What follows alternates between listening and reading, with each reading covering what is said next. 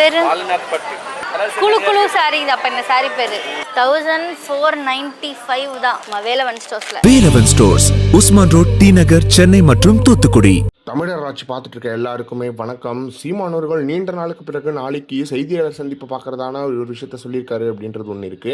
அது என்ன அப்படின்னு பார்த்தீங்கன்னா, தமிழ்நாட்டுக்குரிய நீர் பங்கீட்டை வழங்க மறுத்து காவிரி ஆற்றின் குறுக்கே மேகதாது பகுதியில் அணை கட்ட முயலும் கர்நாடக அரசை கண்டித்தும், தமிழகத்தின் உரிமைகளை நிலைநாட்டாமல் மெத்தனை போக்குடன் செயல்படும் மாநில ஒன்றிய அரசுகளை கண்டித்தும் முதற்கட்டமாக நாம் தமிழர் கட்சி உள்ளிட்ட பல்வேறு அரசியல் கட்சிகள் மற்றும் அமைப்புகள் பங்கேற்ற அவசர கலந்தாய்வு கூட்டம் மற்றும் மாபெரும் மக்கள் திரள் ஆர்ப்பாட்டம் நடைபெற்ற நிலையில் அடுத்த கட்ட நகர்வான நாளை ஞாயிற்றுக்கிழமை காலை 10 மணிக்கு கிண்டியில் அனைத்து கட்சி கலந்தாய்வு கூட்டம் மற்றும் செய்தியாளர் சந்திப்பு நடந்திருக்கிறது. இதில் நாம் தமிழர் கட்சி சார்பாக தலைமை ஒருங்கிணைப்பாளர் சீமானவர்கள் கலந்துக்கிறாரு அப்படின்றது ஒரு செய்தியா இருக்கு. சீமானவர்கள் ரொம்ப நாளுக்கு அப்புறம் ஒரு பிரஸ் மீட்டை கொடுக்க போறாரு அப்படின்ற ஒரு எதிர்பார்ப்பு நமக்கு மட்டும் இல்ல, இங்க இருக்கிற எல்லாருக்கும் இருக்க போது. ரொம்ப நாளுக்கு அப்புறம் சீமானவர்கள் அந்த மைக்கு முன்னாடி உட்காந்து பேசுவார் அப்படின்ற எதிர்பார்ப்பு இருக்கு. தொடர்ந்து அனைத்து கட்சி கூட்டங்கள்.